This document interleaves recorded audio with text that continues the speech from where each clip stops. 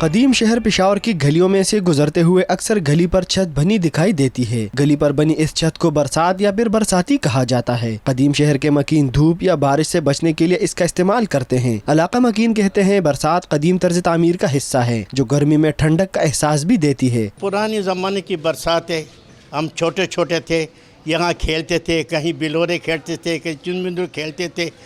گرمی میں ہم تمام چرپائیاں ڈال کر ادھر بیٹھتے تھے۔ آج کل بھی اس گلی میں اگر اس برسات میں یا ادھر ایک اور برسات ہے، ایک 10 منٹ کے لیے اس گرمی میں کھڑے ہو جائیں تو آپ کو محسوس ہو جائے گا ہوا کا اندازہ، یعنی ہوا کتنی ٹھنڈی ہے۔ برسات بنانے کی روایت صدیوں پرانی ہے، لیکن گلی کے رہنے والوں کے لیے اس قدر سود مند کہ نئی تعمیرات میں برسات کی تعمیر کا خاص خیال رکھا جاتا ہے۔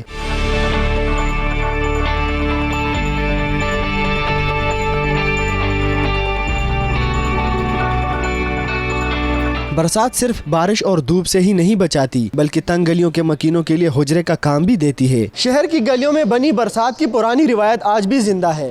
برسات پڑوسیوں کو ایک دوسرے سے مل بیٹھ کر دکھ سکھ بانٹنے کی سہولت بھی فراہم کرتی ہے۔